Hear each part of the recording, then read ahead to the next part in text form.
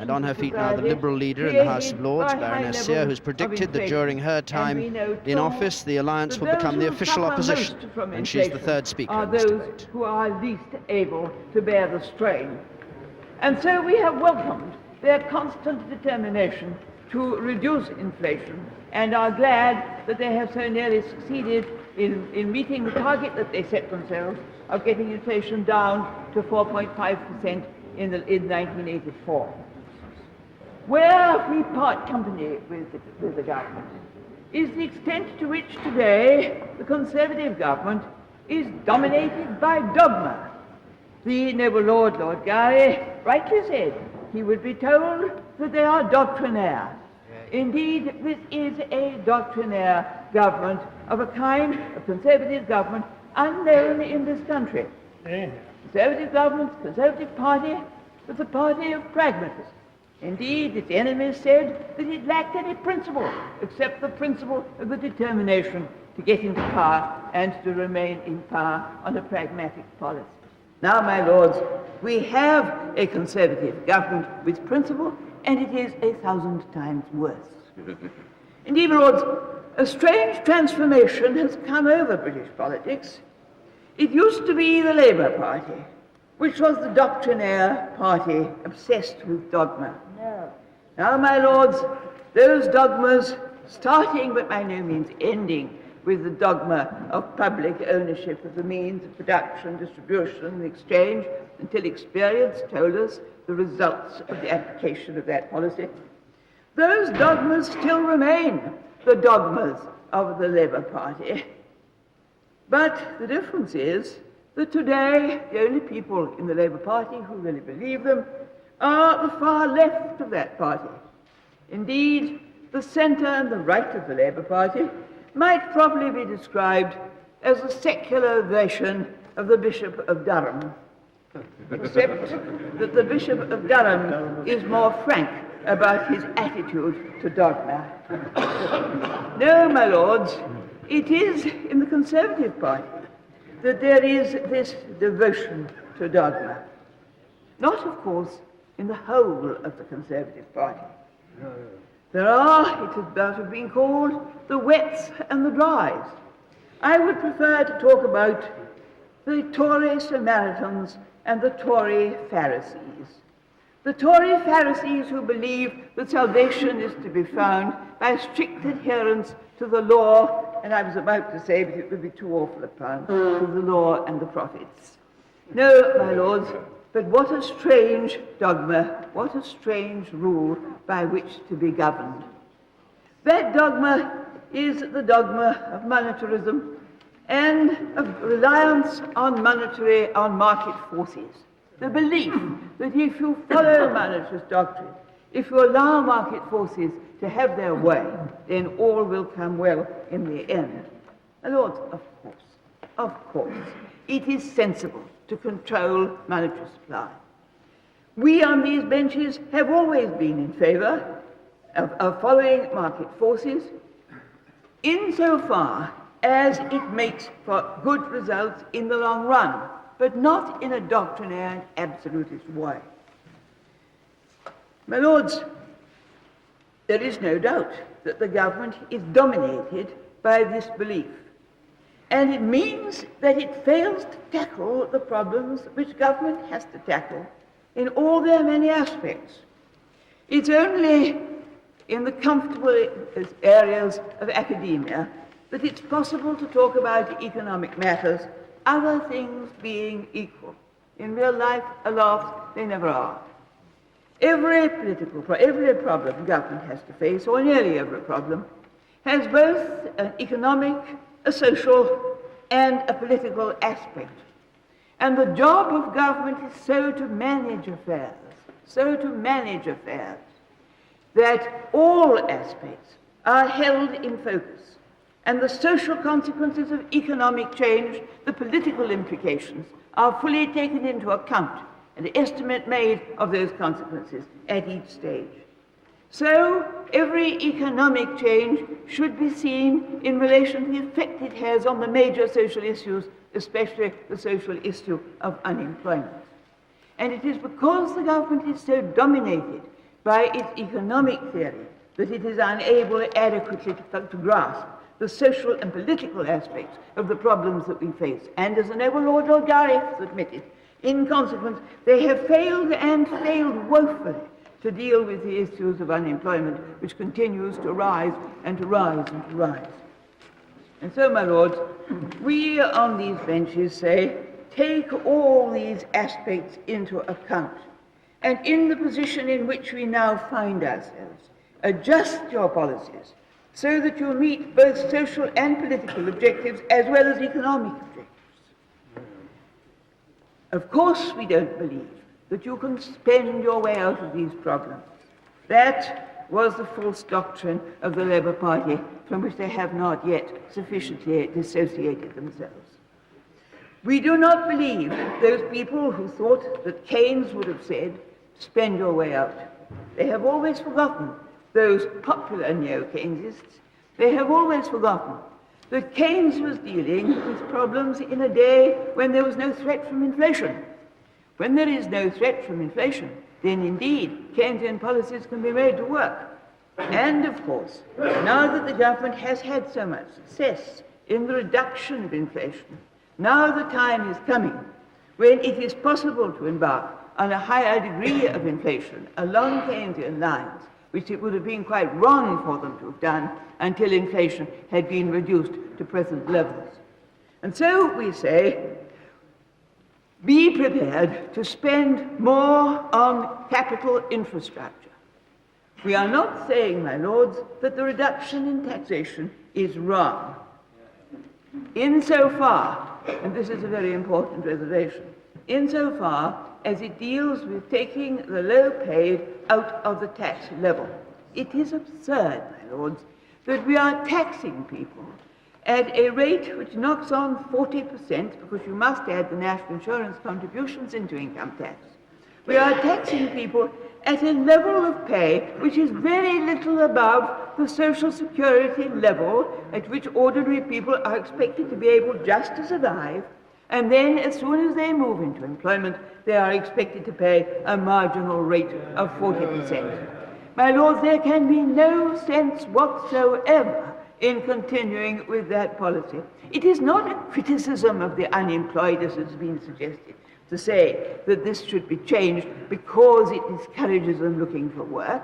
It may or may not be the case, but it is certainly right to say that that should be removed, because it is grossly unfair and ridiculous that people at that level of income should be expected to make so large a contribution to the government expenditure. And don't let's forget that when we are crying out for subsidies to decaying industries, those subsidies are being paid to well-paid workers out of the pockets of people who earn a great deal less. Only for no other reason, because of the divisive effect that that most surely will have, but also because there are far better things to do with the money than to see that the rich get richer. My lords, infrastructure indeed, capital expenditure. There is a world of difference between borrowing to pay for capital development. Since when was it considered wrong to borrow to pay for capital development? That is totally different from borrowing to pay for consumption. And I find it a very odd economic doctrine of the application of the economic doctrine of the Conservative government, that they should, as my noble ally Lord Diamond is constantly pointing out to them, that they should sell the family silver to pay for current consumption, but they won't borrow for capital investment. That seems a curious reversal of the way in which normal business people conduct their normal business. Infrastructure development, all right, the noble Lord Gary has said that it is not particularly labour-intensive.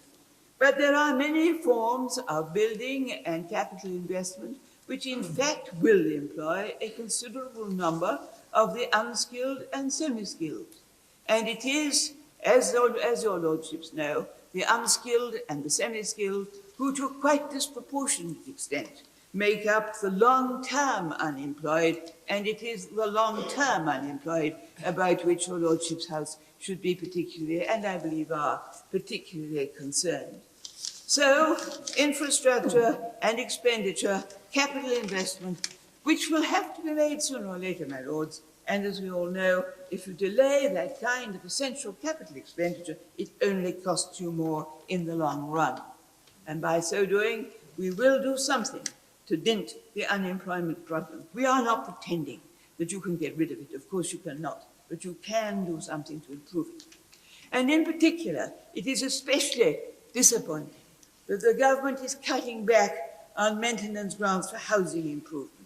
My lords, where housing improvements do not take place, the value of the house rapidly deteriorates, and beyond a certain point, that deterioration is alarmingly fast. It is a waste of our resources not to go on with the best possible level of house maintenance. And that surely is an area in which the semi-skilled and the unskilled can be very usefully employed and taken out of the ranks of the long-term unemployed. Again, my lords, education is an investment. I'm the first to agree that there are many aspects of education which need reform, but it is ridiculous to cut back on technical education and indeed the wider education that gives a greater understanding of the economy and society, when we are moving into an age in which, beyond any shadow of doubt, we need a highly educated, versatile population. In the short-term view, of course, you can make savings on education. But in the long-term view, this is about the most false economy that you could possibly make. So, again, looking at both the political and the social and the economic aspects together, another change which we in this country would wish the government to make, and to make quickly, is, and I believe the noble Lord Gary, although he disclaimed it today, is nearer to our point of view on this matter than perhaps he is willing to admit, is to recognize that there is no longer a good reason for delaying our full entry into the European monetary system. My lords, this would give greater stability to the pound. It would give Europe as a whole greater ability to deal effectively in relation to the dollar. But perhaps more important is the political significance of this. We have trailed our feet in relation to Europe. We have not been good Europeans. We are goalists in this government. The time has surely come to show, by taking our part in the European monetary system, that we are prepared for a change of attitude, that we are prepared to help to give that leadership to Europe which we so failed to give 15 years ago and have failed ever since. And with this, there are economic and social consequences which we could begin to forge. Improvements in the internal trade, in the internal markets of Europe, which would be of the greatest help to our manufacturers here. Improvements in transport throughout Europe. The large sums of money wasted because of the continuing nationalism which dominates Europe and with which good leadership could be done away with. The development of schemes on a European scale for research and development, so that we could begin to challenge the leadership of America and Japan in these all-important areas of high technology. But we need to show leadership here, and the government is again trailing its feet. It said before that it couldn't go in because the pound was too high. It's saying now, I suppose, it can't afford to go in because the pound is too low. At what point is it going to be right to go in? Or is it that because of their goalist prejudice, they really don't want to go in at all? These are just some of the things, my lords, that we would do to begin to change the position in this country, to give greater opportunities, greater social development, greater political stability. But, my lords, we do not for one moment deny that none of these things by themselves are going to deal adequately with the problems that face us. The noble Lord Gary has attempted to paint a very rosy picture of the way in which the economy is developing, with the one exception, and I know he is sincere about this, the one exception of the deplorable level of unemployment. But, my lords, there are other and darker signs of the economy in relation to our competitors. Why have we so poor a share of the American market? Why are we not increasing our share in markets throughout the world? Why is it that we are finding that many of our competitors, not in low standard of living countries, but in the countries that have a higher standard of living than ourselves, are being more successful and recovering faster than we are here? You can take figures which show that we are doing fairly well at certain points, but then it all depends from what level you have started. And some of that increase, level of improvement in productivity, is simply a measure of the low level from which this country started in comparison with the level of our competitors. So it's a pretty false argument if you say that this proves that we are now so well on the way to recovery. My lords, the fact is that the future is not at all rosy unless we make some very fundamental changes of the kind that it is very difficult to get the people of this country to accept. And they will only accept them if there is a broad basis of consent. The noble Lord Gary said that there was consensus in this country. I wish I could believe him. I wish he would go north to the north of England and listen to the kind of things which are said. There is not the level of consensus that both he and I would like to see. And there is not the foundation for it, my lords. There is not the foundation for it in our political system. The noble Lord Gary claimed that the government had been returned to power with an overwhelming support from the country. It was returned on a minority of votes, and the noble Lord Gary knows that perfectly well. As long as that system is continued, Parliament will not really reflect the views of the country as a whole, and therefore it will not have the support of men and women up and down this country. Now, I will not go further on that line. This is not the debate in which to do it. But it is all party only. Indeed, I could, as the noble Lord Gary knows, and could win that argument hands down. But, my lords, that is just one way in which we have divided ourselves. For we are a divided society, and we have to take active steps to see that we are not. Again, we need the greatest possible collaboration between government at the centre and the local authorities and people out in the country. And what has this government done? What a singular achievement to have alienated even the knights of the shires in local government when it comes to getting collaboration between the centre and the localities. And then again in industry, we need the greatest possible collaboration, the highest degree of participation. What has the government done to build that kind of participation in industry that many of us have worked for so long? True, they have done something in wider share ownership, and that we welcome and are glad to see. But there is a long, long way to go. My lords, we need a much greater degree of consent. But where of unity? With changes that have to be made are to be made. But where is the leadership for that coming from? I must say, I was astonished to see the Labour Party put down a motion asking for unity. The party which came to strength by playing on class conflict and never loses an opportunity to play on class conflict today. They know a great deal about absence of unity. Poor Mr. Kinnock. I felt so sorry for him. That miserable face on the picket line at 5 o'clock in the morning. And it wasn't only the cold, my lords, that made him look so unhappy. He can't control his own party even in another place, let alone throughout the country.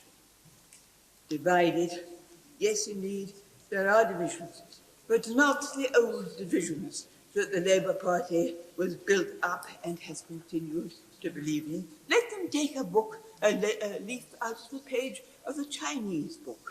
The Chinese have told their members not to take too much notice of that brilliant old man buried in Highgate. He was a brilliant thinker in his time, but modern sociologists would say his fieldwork was a bit defective, and the time has come to think again and in less divisive terms than we have today. We hear from the Labour Party the old messages based on the old worn-out doctrines. They are the voices of yesterday's men. And the reason that they cannot possibly lead to unity is that they represent sectional interests. My lords, When the alliance was formed, the wise men of the media told us that we could never achieve anything because we didn't represent a sectional interest. It is our proudest boast that we do not. And a party not based on sectional interest is what this country needs to move to unity. Baroness Seear, the Liberal leader in the House of Lords, speaking without a note for just over 20 minutes.